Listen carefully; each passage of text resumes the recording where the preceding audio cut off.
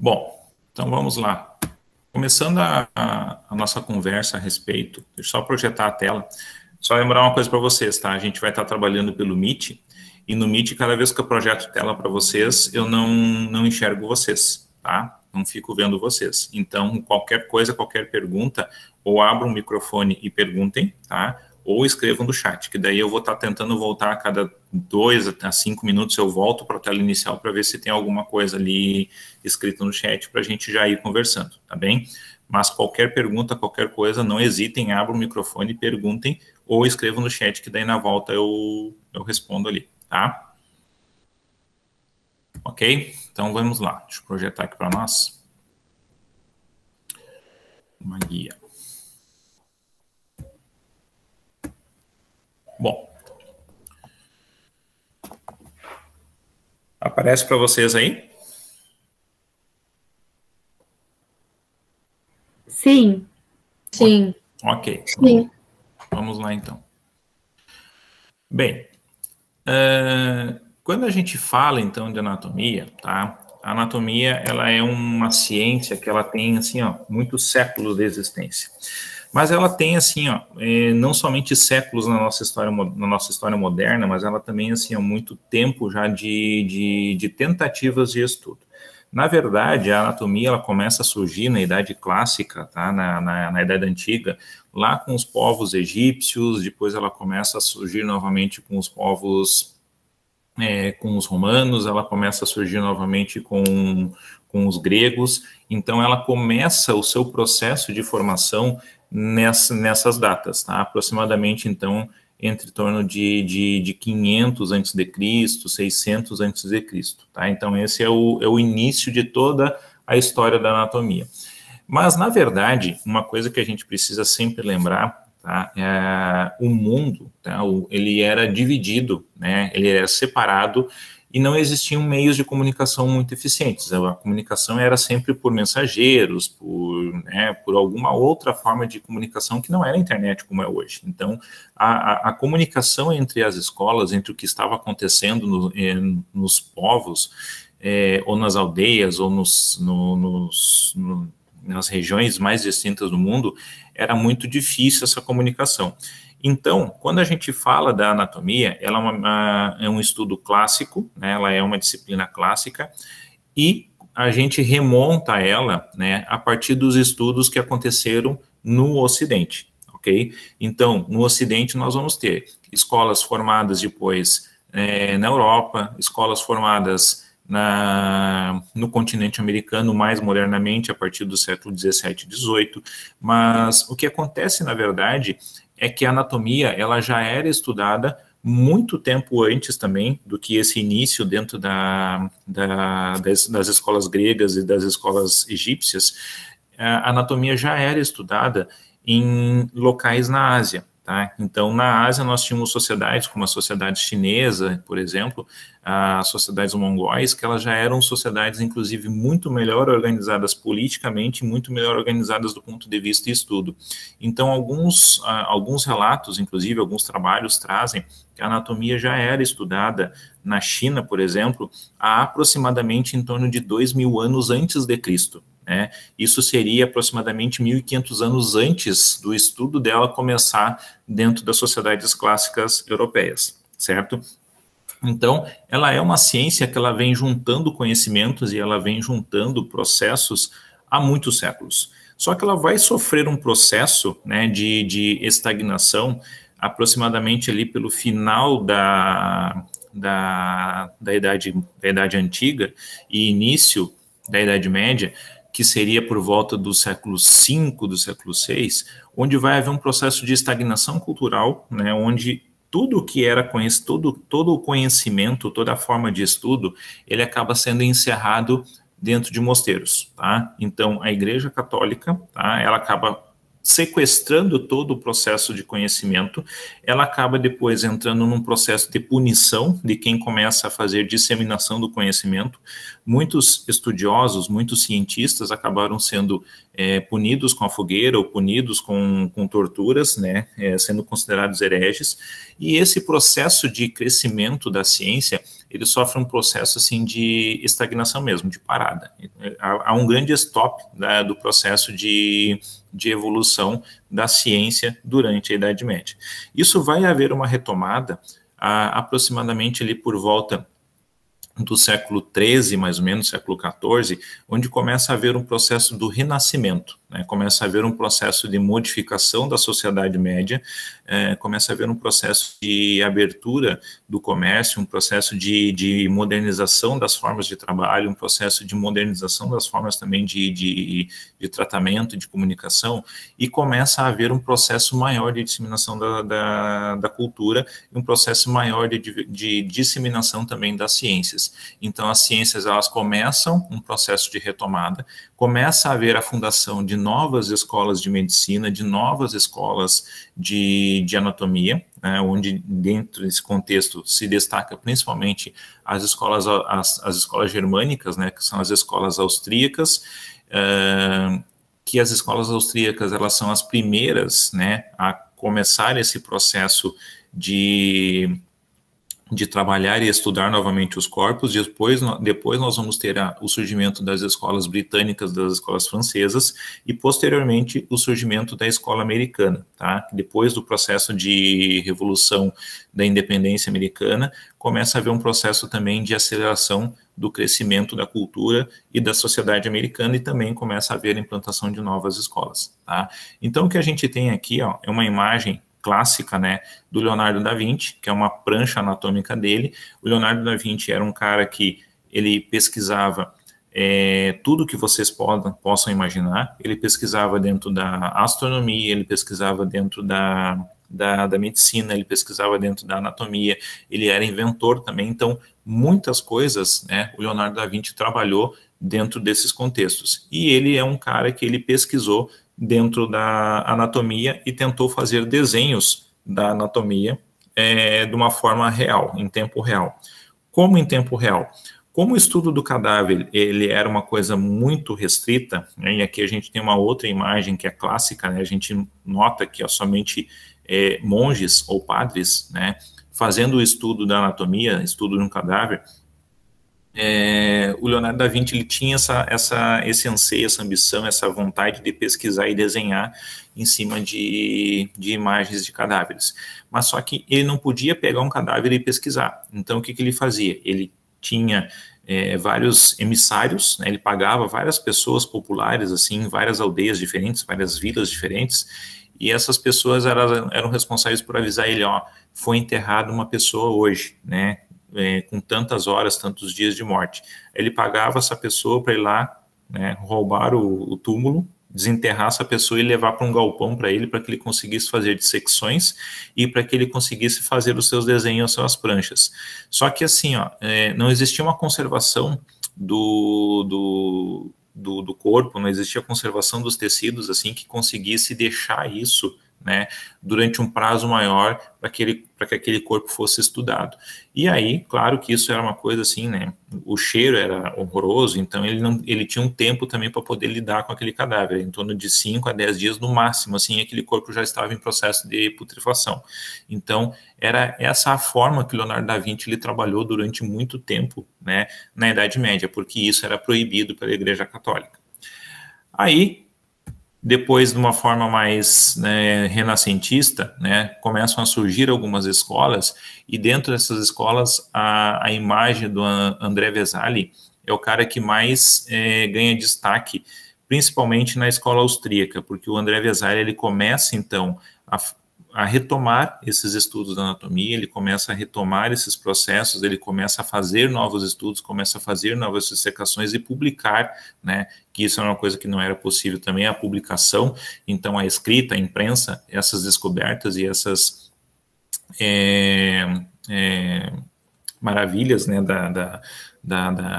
do nosso conhecimento, isso também facilita, né, esse processo da publicação e da disseminação dos conhecimentos. Então, o André Vesali ele começa a fazer publicações. Então, a primeira nómina anatômica, o primeiro processo, o primeiro compêndio de imagens de atlas de anatomia foi o André Vesali, que ele publica pela escola austríaca, lá por volta do século XVII, tá? Por volta do século XVII, 1600 alguma coisa.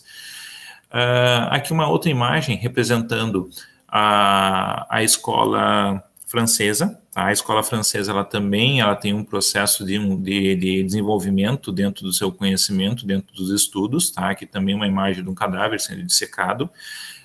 Aqui uma foto, tá, da escola americana, que é a escola de Nova York, que por volta de 1800 e alguma coisa ela é formada, e ela também começa com estudo de cadáveres, tá?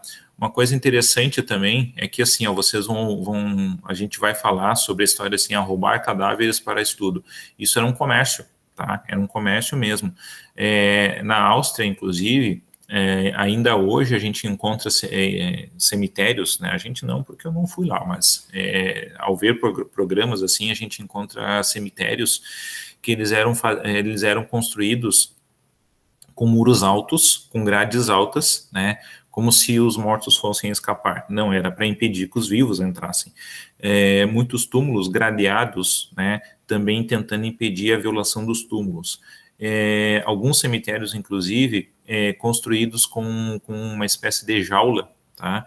Onde era sepultado o corpo ali durante 7 a 10 dias, e depois de passado esse tempo, era retirado o corpo ali e a família poderia, então, sepultar no seu jazigo, sepultar na sua capelinha lá o corpo. Por quê? Porque era tráfico, tá? Então, o que hoje vocês possam imaginar assim, aqui é o tráfico de drogas, na Idade Média, início da Idade Moderna, era o tráfico de cadáveres, tá? Isso era uma coisa muito vantajosa financeiramente. Então, muitas escolas, para conseguirem ter o material de estudo, que era o cadáver, elas pagavam, elas fomentavam esse tráfico, tá? Então, isso foi uma coisa muito comum mesmo na Idade Moderna e no reinício, na retomada dessas escolas de anatomia, tá bem? Deixa eu passar aqui a próxima. Até que nós vamos chegar hoje, tá? Num processo e num procedimento chamado plastinação. A plastinação, ela é um processo químico, tá, de conservação dos cadáveres, onde se conserva, inclusive, a cor do tecido que esse cadáver possui. E esse processo, né, ele é um processo criado por um anatomista chamado Peter Van Graff. O Peter Van Graff, então, ele começa a criar esse processo e, na verdade, ele começa também a criar uma exposição. Ele cria uma exposição itinerante que ela vai andando pelo mundo.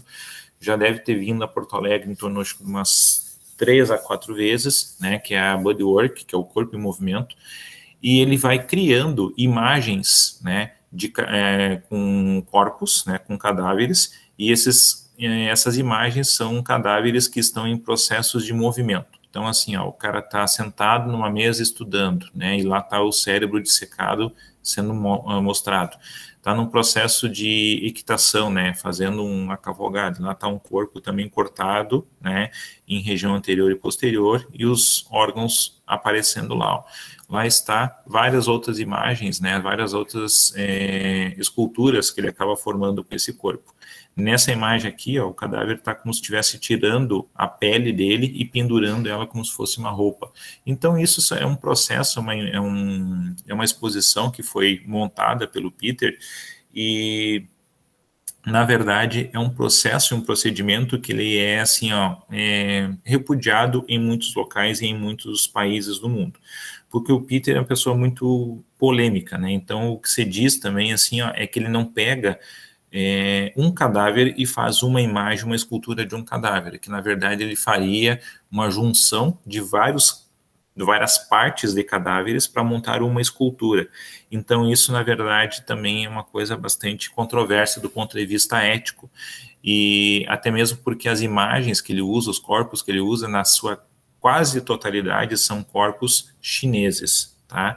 Então, assim, ó, não se sabe também qual é a origem desses corpos, como é que ele faz a busca, então isso é uma coisa muito obscura ainda, tá? Então, são algumas questões éticas envolvidas com as exposições do Peter, mas assim, ó, se algum dia voltar novamente, né, para o Rio Grande do Sul, em qualquer outro lugar, quem tiver oportunidade, conheça, porque vale muito a pena. Então, essas aqui são algumas esculturas que ele coloca dentro da exposição dele, tá? Aqui tem mais algumas imagens dessa exposição, né? Essa aqui, por exemplo, seria uma mulher tomando sol, mas tem lá dentro da barriga dela um feto crescendo dentro do útero, tá? Aqui nós temos ó, um corte mediano, mostrando tudo que tem de órgãos e estruturas colocadas medialmente nesse cadáver, tá? Aqui a gente tem um corte mostrando o sistema nervoso central, né, a nível de medula, e também mostrando o periférico, tá? Os nervos que estão indo a partir desse sistema nervoso central ali. Tá? Aqui um outro com cortes, né, como se fossem os cortes tomográficos de um corpo. Então, para quem gosta, é bem interessante mesmo, tá? Muito interessante. Vou voltar aqui para ver como é que vocês estão. Tranquilo por enquanto? Alguma dúvida, alguma pergunta? Não? Tudo certo? Como é que é o nome, professor, do criador da técnica mesmo ali, da plastinação ali, é Gunther? É Peter Van Graff. Peter Van Graff. É Graff, G-R-A, 2 Fs. Inclusive, ele tem um talk show que acontecia na Inglaterra, agora esse talk show foi proibido. O que era esse talk show? Ele montava assim, um auditório e ele trazia para dentro desse auditório cadáveres, né? E ele começava a fazer a dissecação em público desses cadáveres. Ele fazia uma coisa também que eu achei bastante ruim. Ele pegava duas pessoas, né? Pegou uma senhora de 80 anos aproximadamente, colocou nua no palco, e pegou uma mulher de 30 anos e colocou nua no palco também. E ele ficou fazendo uma espécie de anatomia topográfica, anatomia comparativa, para mostrar o quanto as estruturas superficiais elas vão envelhecendo e como elas perdem tônus, né, com o passar dos anos, para mostrar essa diferença topográfica do corpo com as idades diferenciadas. E aí também ele fez isso no início, né? Aí depois ele retirou as pessoas do palco e ele traz um cadáver de 80 anos e ele traz um cadáver de 30 anos. E aí ele começa a fazer dissecação em público também. Aí é bem punk mesmo o programa dele. E aí na hora que ele começa a fazer dissecação daí do cadáver de 80, aí vai aparecer inclusive uma prótese de quadril, porque o corpo lá tinha sofrido uma queda em algum momento da sua vida, tinha feito uma cirurgia para reconstituição do quadril, e aí apareceu a parte metálica da prótese também. E começa a fazer o comparativo também dos órgãos, daí ele mostra, olha aqui o coração, olha o cérebro é mais atrofiado em relação aos 30 anos. Do ponto de vista científico é interessante, né? Mas eu volto a dizer que do ponto de vista ético é uma coisa meio chocante às vezes. Então, principalmente a parte de pegar pessoas, né, e colocá-las nuas, né, num palco para outras pessoas ficarem olhando é uma coisa meio, para mim, para os meus conceitos, é uma coisa um pouco chocante. E é justamente essas questões éticas, assim, esses conceitos, né, que muitas vezes ele acaba sendo julgado, e tem alguns países do mundo que ele não entra, né? A exposição dele pode até entrar, mas ele não entra. Por questões mesmo de impossibilidade de passaporte. Ok? Mais alguma pergunta? Tranquilo? Vamos seguir, então? Só lembrando que esses slides aqui depois eu carrego lá, tá? Carrego para vocês lá no Moodle, certo? Bem, então voltando, o que a gente começa a falar agora, tá? São alguns termos a respeito da anatomia. Então, a anatomia, ela tem o que a gente vai chamar de nomenclatura.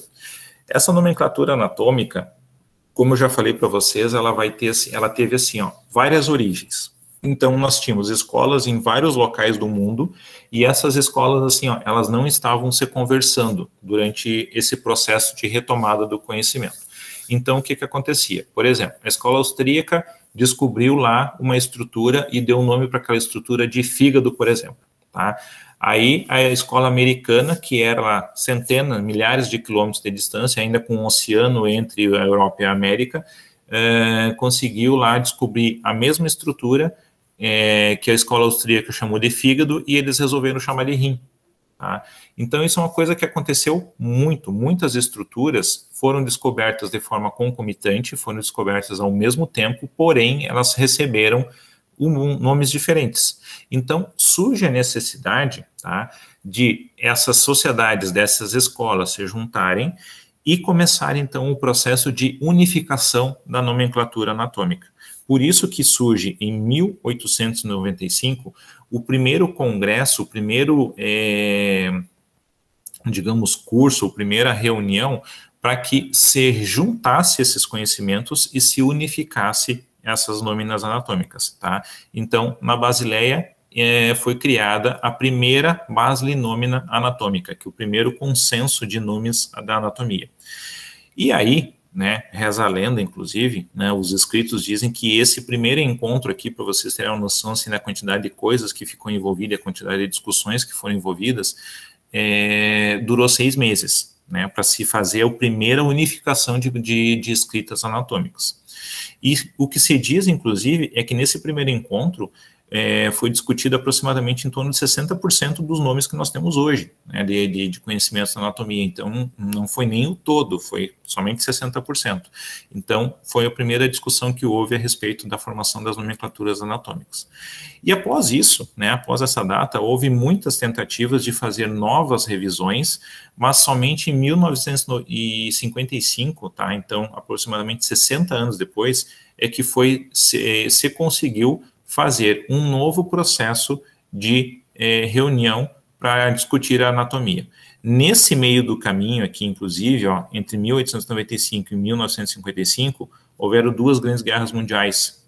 E as guerras, né, assim como a pandemia, as guerras, elas são coisas tristes, né, mas, na verdade, também elas fazem o ser humano crescer em ciência. Então, muitas coisas foram descobertas, né, com a Primeira e com a Segunda Guerra Mundial, assim como muitas coisas também foram descobertas, não somente do ponto de vista anatomia e fisiologia, mas também do ponto de vista terapêutico, do ponto de vista tratamento. Então, nesse meio do caminho, houve 2 grandes guerras. Então, muito conhecimento foi produzido nesse meio tempo, nesses 60 anos, e também houveram muitas outras coisas para serem discutidas nesse encontro de Paris aqui. Então, aqui foi feita a segunda nómina anatômica, que foi a Paris Nómina Anatômica. E aí, depois, em 1980, tá, foi criado um Comitê Federativo de Nomenclatura Anatômica. Então, a partir disso, esse comitê, ele funciona o ano todo, tá, ele está situado dentro da estrutura da ONU, e esse comitê, ele tem a função de reunir os conhecimentos. Então, por exemplo, assim, ó, vai que o João lá hoje, em 2021, ele descobre um determinado elemento, uma determinada voltinha no fígado lá, por exemplo, que ninguém tinha descoberto, tá? Ninguém tinha dado nome para aquilo, e o João resolve dar o nome dele, né, ou resolve dar um nome para aquilo. Antes que o João publique, tá, um trabalho divulgando essa descoberta dele, o que o João precisa fazer? Ele precisa submeter essa descoberta dele a esse comitê vai avaliar realmente se o que o João achou foi uma descoberta, né, ou se alguma coisa que alguma outra pessoa já tinha descoberto e também já está em processo de publicação, e aí depois que esse comitê dá o ok, aí o João publica isso. Tá? Então, a verdade é que agora existe um comitê e esse comitê fica reunindo, né, esses conceitos, esses novas descobertas, para que depois, então, haja uma publicação nova de conceitos novos, de nomes novos, tá bem?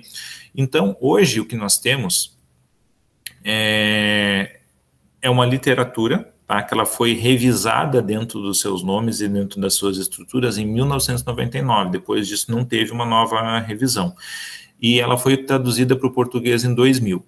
Na verdade, o que nós temos hoje, né, por que eu digo que existem alguns conflitos de conceitos e de nomes? Porque nós temos assim, ó, sinônimos.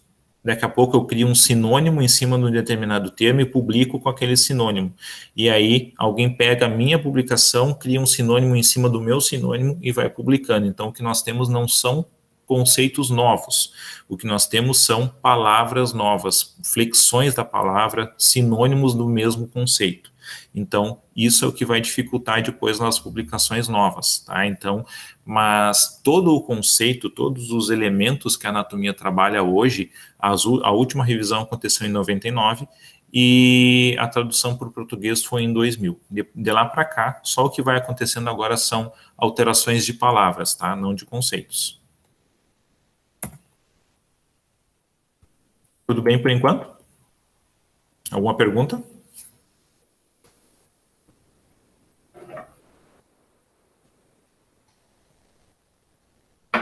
Beleza, vamos seguir então.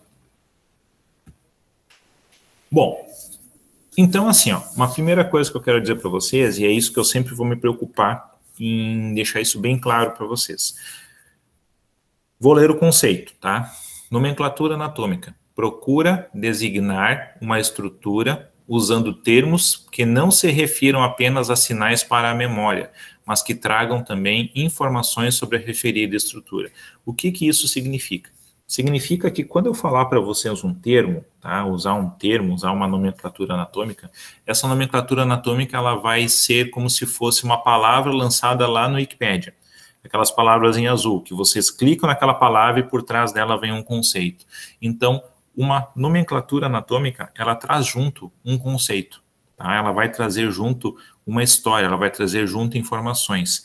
É diferente, por exemplo, de eu falar para vocês assim, ó, cadeira, tá? Cadeira, eu não sei por que alguém inventou o nome de cadeira, né, para cadeira, mas poderia ter inventado outra palavra, mas é uma palavra neurolinguística, é uma palavra que a gente aprende desde pequeno que cadeira é uma coisa que está lá, que a gente pega e senta, né, e isso é um sinal para a nossa memória, é uma palavra, é uma marcação neurolinguística. A anatomia, ela vai trazer essas palavras, e essas palavras, elas não devem servir somente como marcações neurolinguísticas, elas devem servir também como elementos que introduzem para nós conceitos, tá bem? Então, isso eu vou estar sempre buscando com vocês e sempre retomando com vocês, tá?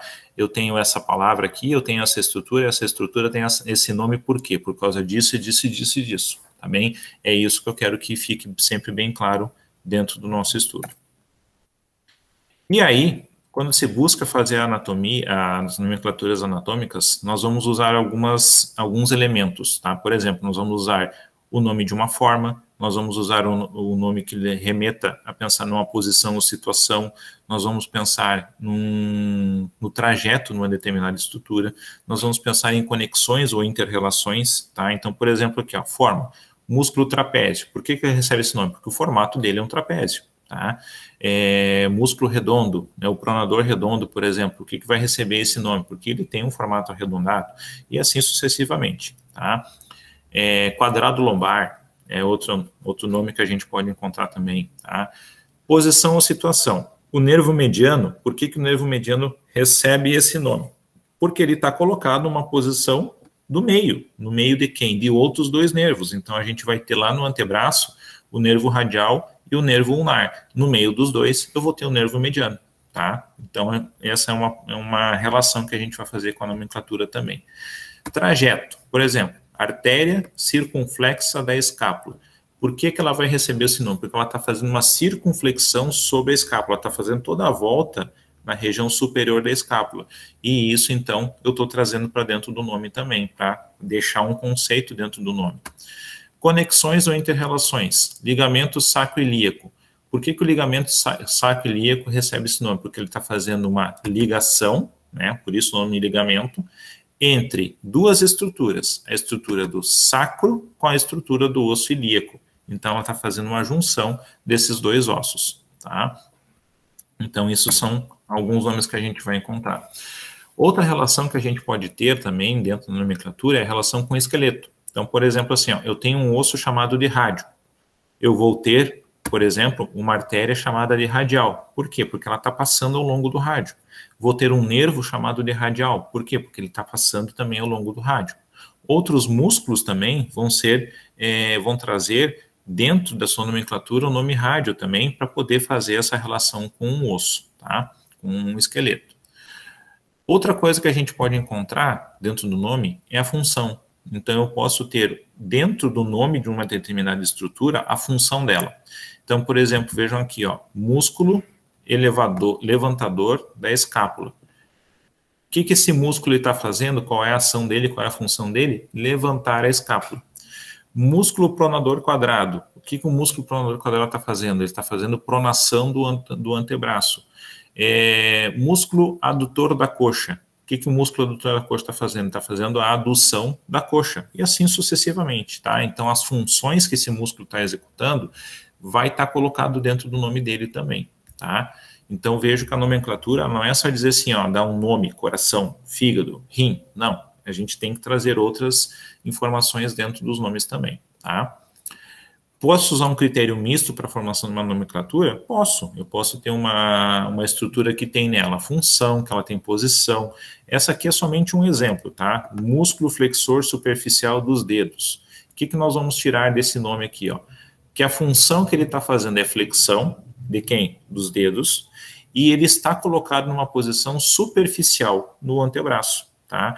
E aí uma outra coisa, se a anatomia diz assim, ó, que eu tenho o músculo flexor superficial dos dedos, significa que eu vou ter o músculo flexor profundo dos dedos, tá? Nenhum nome é dado em vão. Então, isso também é uma coisa que a gente vai ter que ir prestando bastante atenção ao longo do tempo. Por enquanto, tranquilo? Cabeça fervilhando, mas tá tranquilo, né? Calma, essa primeira aula é chatinha mesmo, mas já a gente termina ela, tá bom? Vamos lá. Bem, outra coisa que vocês vão encontrar bastante nas literaturas, tá? Nos atlas principalmente, vão ser algumas abreviaturas. Por exemplo, vocês vão encontrar uma figura lá, e essa figura vai ter assim, ó, N, vou usar um nome de um nervo, N trigêmeo, tá? Então, o que significa o N trigêmeo? Significa N ponto trigêmeo, significa nervo trigêmeo, tá? Ou nós vamos ter assim, ó, N maiúsculo, N minúsculo, tá? Espinhais, isso significa que são nervos espinhais. Então, nós vamos ter convenção a respeito de abreviaturas. E as nomenclaturas convencionadas são o seguinte, ó. A maiúsculo significa artéria. A maiúsculo e minúsculo significa artérias. Lig, tá? Significa ligamento. Agora, lig com 2 Gs significa ligamentos. R maiúsculo, ramo. R maiúsculo e minúsculo, ramos. M maiúsculo, músculo. M maiúsculo e minúsculo, músculos. N maiúsculo, nervo. N maiúsculo e minúsculo, nervos. V maiúsculo, veia, V maiúsculo e V minúsculo, veias, tá? Então, essas aqui são as mais comuns, são as abreviaturas mais comuns que a gente vai encontrar, tá bem? Se vocês quiserem fazer abreviaturas para vocês, na escrita de vocês, o problema é de vocês, tá bem? Mas assim, ó, quando a gente vai expor isso para outras pessoas, ou quando a gente vai mostrar isso para outros públicos, aí a gente precisa usar o convencional. E o convencional é isso aqui, ó. Todos vão usar da mesma forma as mesmas abreviaturas, tá bem? Isso são coisas convencionadas pela anatomia. Bom, entramos agora na questão de divisão do corpo humano, tá bem? Então, nós temos algumas divisões que elas são básicas do corpo humano. Então, nós temos uma divisão de cabeça, pescoço, tronco, membro superior e membro inferior. Dentro da cabeça, eu vou encontrar a fronte, a região occipital, a região da têmpora, a região da orelha e a face, tá? Isso são as estruturas básicas, assim, que nós vamos encontrar na cabeça. O pescoço é o pescoço, tá? No tronco, nós vamos encontrar o tórax, o abdômen, a pelve e o dorso do tórax. Tá? Isso são as estruturas componentes do tronco. No membro inferior, nós vamos ter cíngulo do membro inferior, do membro superior, desculpe, região da axila, região do braço, região do cotovelo, região do antebraço e região da mão.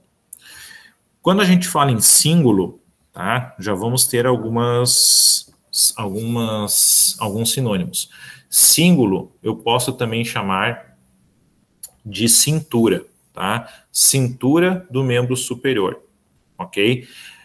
Ou como a gente vai estar falando de escápulas, cintura escapular também, certo? Então, isso são alguns sinônimos já que a gente pode encontrar para cíngulo do membro superior.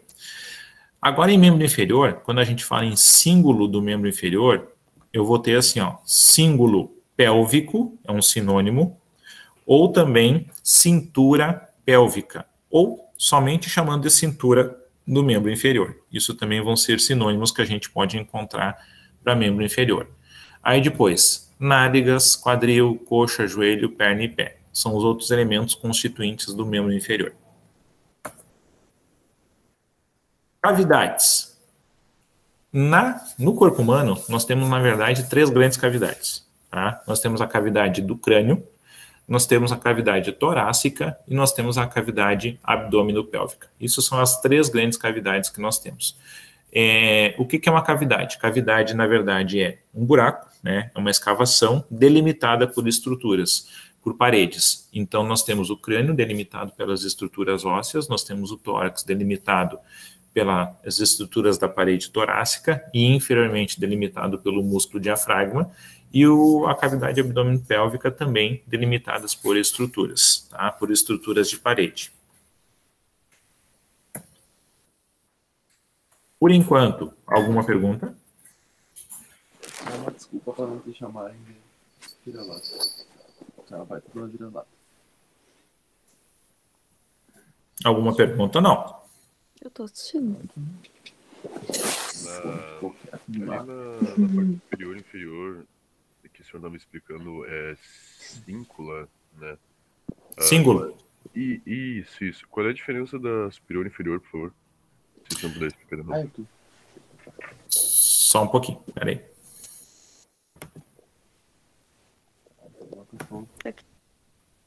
Tá. Só estava mutando ali, porque eu acho que abriu sem querer.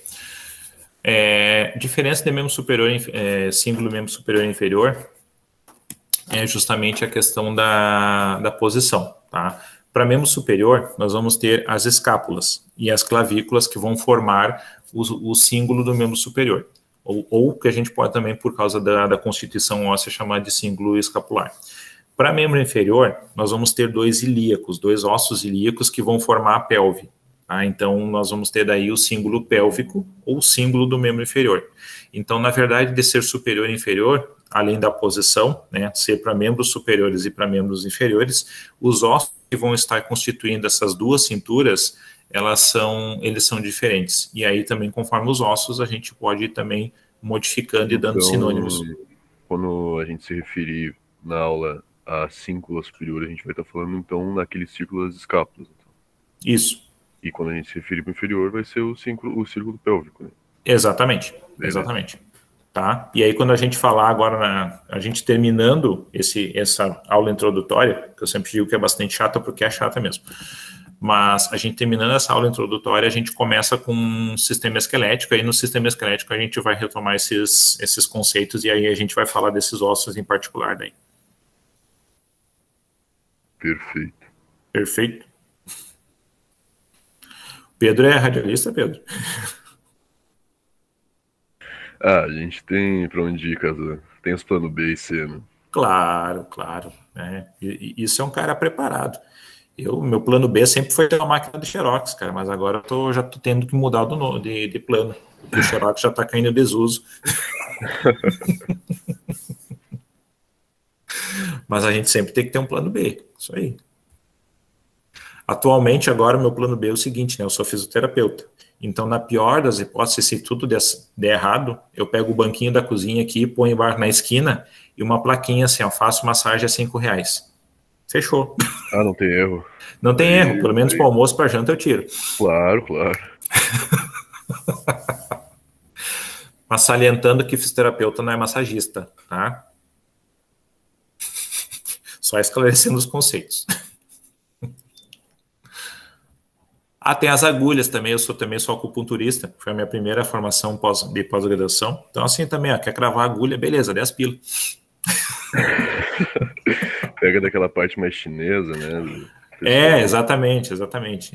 Tem essa possibilidade também. Então, assim, a massagem se cupila, cravar a agulha 10. Fechou. É meu plano B por enquanto. Mas por enquanto, ser professor, ser fisioterapeuta e outras coisas, tá dando certo. Vamos adiante. Bom, então assim, ó, essa aqui, tá, é uma visão, assim, digamos, clássica do corpo humano, tá, uma visão clássica dele, na sua região anterior, na sua vista anterior, ou, também nós podemos chamar de frontal, e sua vista posterior, que nós também podemos chamar de dorsal. Tá? Então, essas aqui são visões clássicas do corpo humano, mostrando músculos, o posicionamento anatômico. Eu gosto de colocar essas imagens aqui pelo seguinte, para que a gente consiga notar o posicionamento principalmente de membro superior. Olha aqui o membro superior, ó.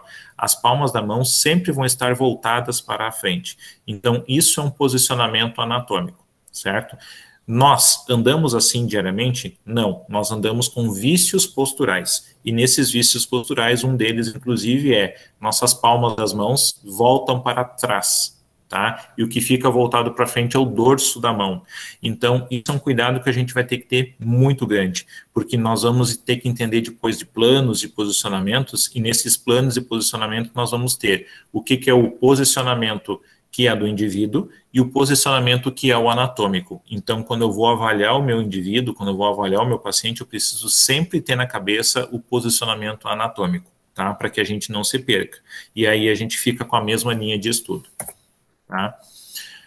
Aqui só para a gente ter uma noção, tá, de algumas divisões dentro das estruturas anatômicas, eu posso fazer subdivisões, tá, por exemplo, de cavidades. Eu posso pegar a cavidade abdominopélvica e subdividir ela em quadrantes.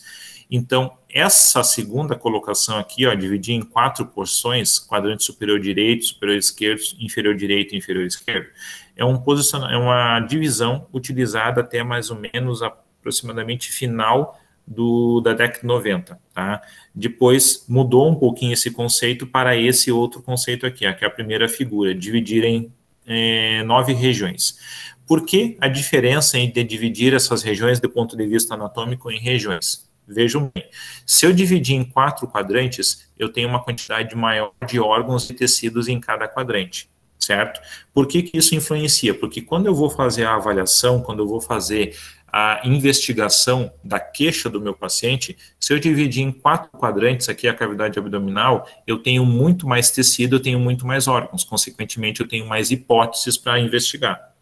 Agora, se eu divido em 9 regiões, eu vou ter agora menos tecido e menos órgãos por cada região, e quando eu vou investigar a queixa do meu paciente, eu tenho menos possibilidades, eu tenho menos hipóteses diagnósticas para mim poder fazer agora a avaliação.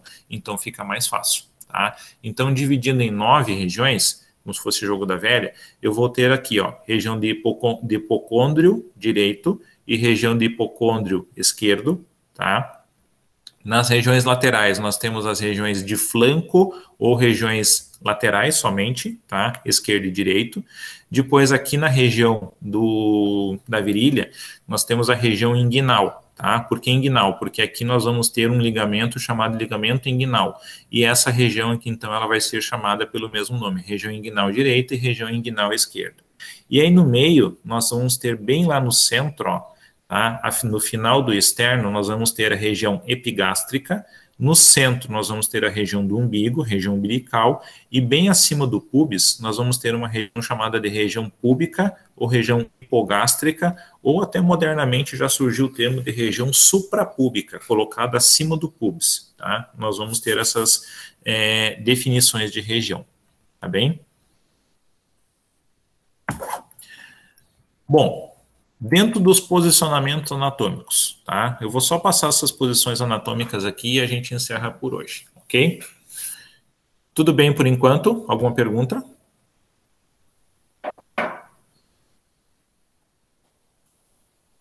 Tudo certo? Então vamos adiante. Eu vou usar a Maria Jéssica, tá? Maria Jéssica sempre como referência para mim. Se tá tudo certo, a Maria Jéssica faz assim para mim, tá? Vamos lá. Bom, Posicionamento anatômico, tá? Então, como eu disse para vocês, essa aqui é a posição anatômica do meu indivíduo, tá? O que significa a posição anatômica? A cabeça dele sempre está organizada com o olhar voltado para o horizonte, tá bem? Os membros superiores, eles estão com as palmas voltadas para frente e levemente, ó, afastados do corpo, tá?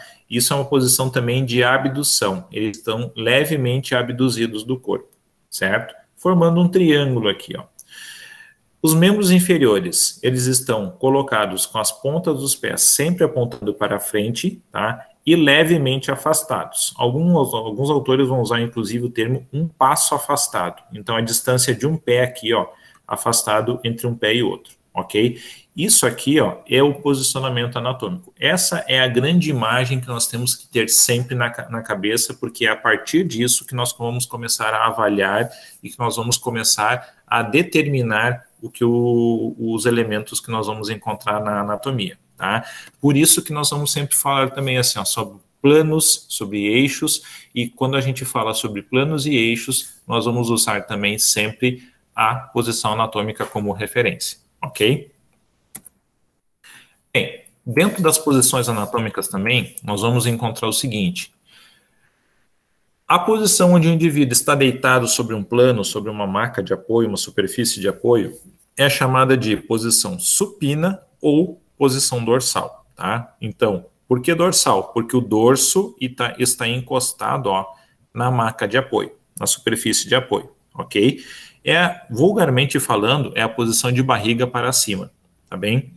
Então, isso eu vou chamar de posição supina ou posição dorsal. Nunca usem barriga para cima, que isso é feio. Na posição prona ou posição ventral, o indivíduo está com a posição, com a região ventral, com a região anterior, apoiada sobre a maca de apoio, apoiada sobre a superfície de apoio, ok? Vulgarmente também isso é a posição de barriga para baixo, ou posição de bruços, tá?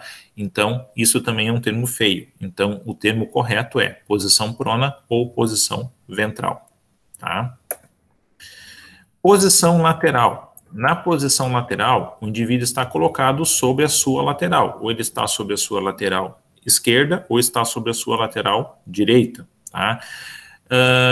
Quando o indivíduo tem um rebaixamento do tronco em relação ao membro inferior, isso significa uma posição de Trendelenburg, tá?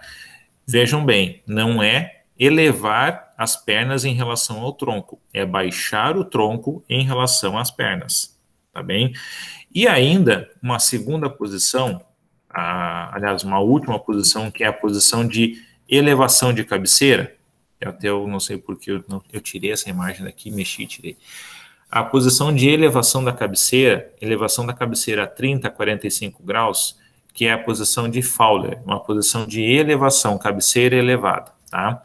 Uma coisa que eu queria dizer para vocês, fisioterapeutas e enfermeiros, é que um outro nome que nós vamos encontrar, um nome genérico para a posição, significa decúbito, tá? Então, o nosso paciente ele foi encontrado no decúbito supino, no decúbito dorsal, nosso paciente foi encontrado no decúbito prono, no decúbito ventral, nosso paciente foi encontrado no decúbito lateral, no decúbito Trendelenburg, no decúbito Fowler. Então, o que significa decúbitos? Decúbito significa posição. Tá? Então, a posição do meu paciente na avaliação, a posição do meu paciente quando eu entrei no quarto, a posição do meu paciente quando eu fui avaliá-lo, ou a posição em que eu coloquei o meu paciente para avaliá-lo ou para tratá-lo, ok? Então, nós vamos usar o termo decúbito, certo? Como um sinônimo para a posição. E aí, depois, Trendelenburg, lateral, prono, ventral, supina ou dorsal. Tá bem? Esses são os termos que nós vamos usar no nosso dia a dia. Certo? Tudo bem? Beleza. Vou parar aqui a gravação agora. Parei o compartilhamento. Parar também a gravação.